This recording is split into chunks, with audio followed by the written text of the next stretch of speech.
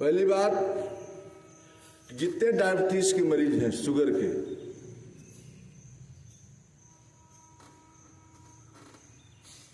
वो अपने पैरों की देखभाल ऐसे करें जैसे चेहरे की सफाई आप करते हैं। जैसे चेहरा आप साफ करते हैं, क्रीम पाउडर और देखते हैं शीशे में, ऐसे ही अपने पैरों की देखभाल करें। बिल्कुल साफ पैर होना चाहिए और रात में सोते समय रोज सरसों का तेल लगाना चाहिए, इसकी मालिश करनी चाहिए। और कभी भी नंगे पांव नहीं चलना है। लोग बड़े जोश में कहे मंदिर जा रहा हूं, बैद्यनाथ धाम गए, कहे पैदल चलना है, जूता चप्पल निकाल के चलना है, और उनको कंकड़ लग गया, घाव हो गया, गैंग्रीन हो गया और ठीक नहीं हुआ, खत्म हो गए। हमारी नंदलाल जी उसमें भी एक थे। पैर में चोट ना लगे, इन्फेक्शन ना हो, इससे बचने के लिए शाम को जरूर अपने तेल को पैर मालिश करें, मुलायम रहे, और जूता पहने बढ़िया बढ़िया ब्रांड का, नहीं कि जो काटे, ठीक है ना। और पैर की एक्सरसाइज जो हम यहाँ कराते हैं, पैर पटकते हैं आप, पैर चलते हैं, ये जो एक्सरसाइज है ये बहुत जरूरी है पैर का। तो डायबिटीज के मरीज गैंग्रीन ना हो, इन खतरों से बचें, इसके लिए पैर की देखभाल करना बहुत उतना ही जरूरी है जितना कि चेहरे की सफाई, उतना ही पैर की सफाई। तो आप इन खतरों से बचे रहेंगे। थोड़ा सा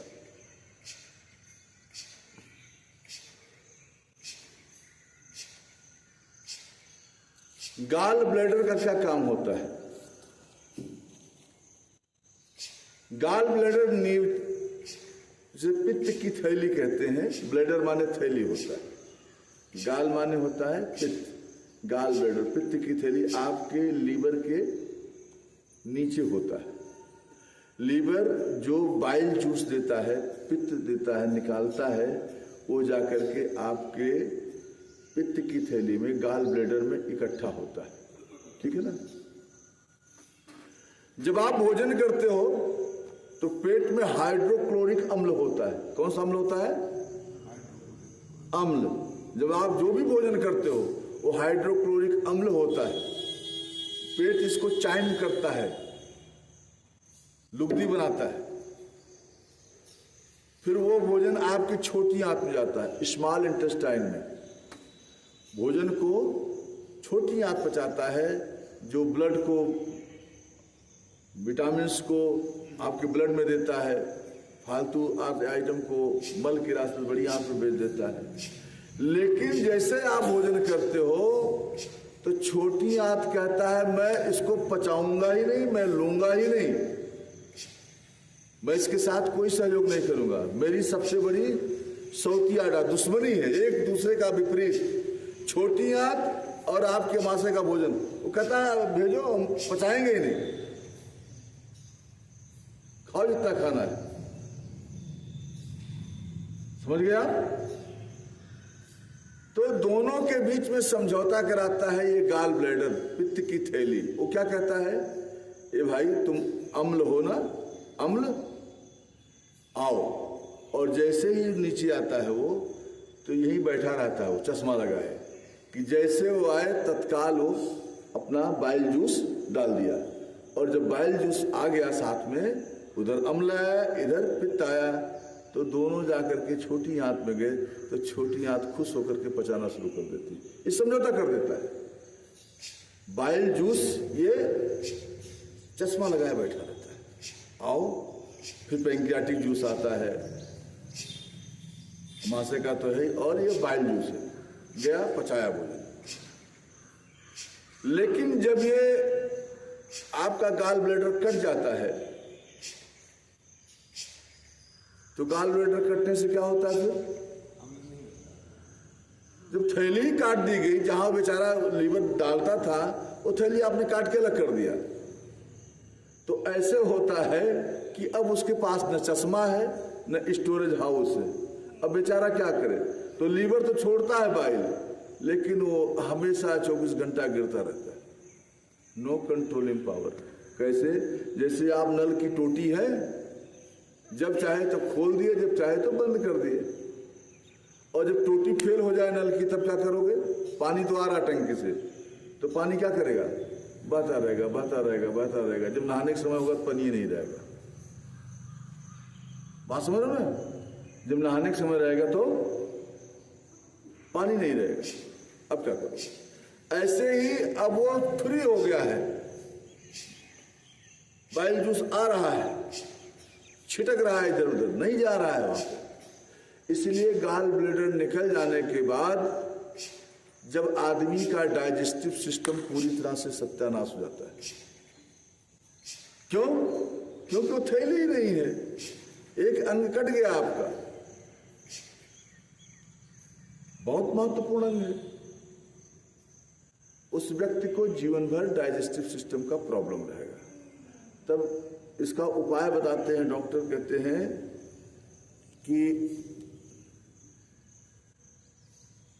एक निश्चित समय तय कर लीजिए। ये भी जनरल ही उपाय है, काम चलाऊं है कि टाइम फिक्स कर लीजिए, 8 बजे का नाश्ता करेंगे, 12 बजे भोजन करेंगे, रात में करेंगे, तो उसी समय। ऐसा कुछ नहीं, आपको डिस्टर्ब होना ही होना है।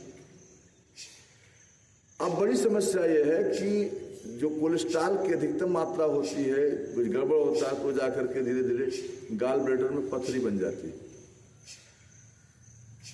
तो डॉक्टर तो यही कहते हैं, 99%, 98% कहते हैं कि भैया इसको निकलवाना, सर्जरी ये लास्ट ऑप्शन है।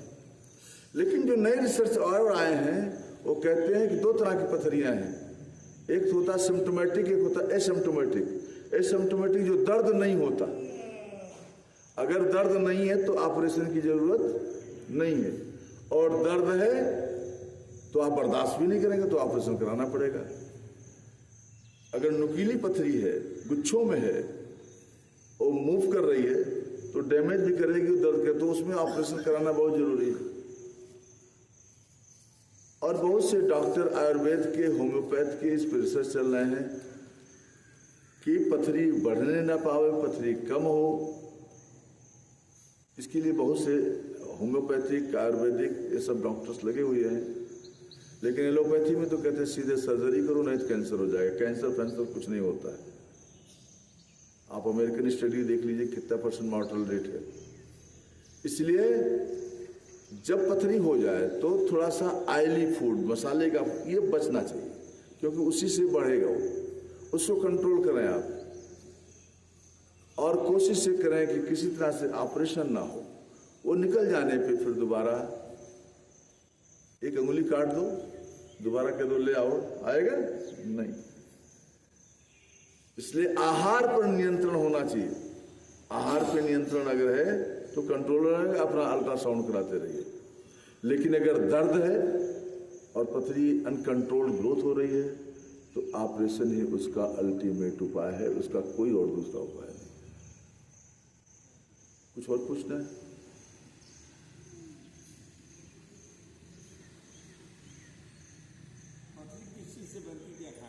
आपके लीवर से कोलेस्ट्रॉल निकलता है, गंदा कोलेस्ट्रॉल हो, वो जमता जाता है, ठीक है ना।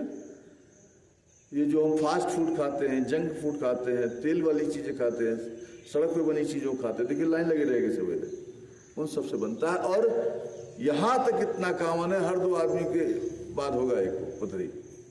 जांच करा के देखे, लोग जांच ही नहीं कराते, समझ रहे हैं? तो ये बहुत बहुत धन्यवाद। आप लोगों ने सुना सतराम।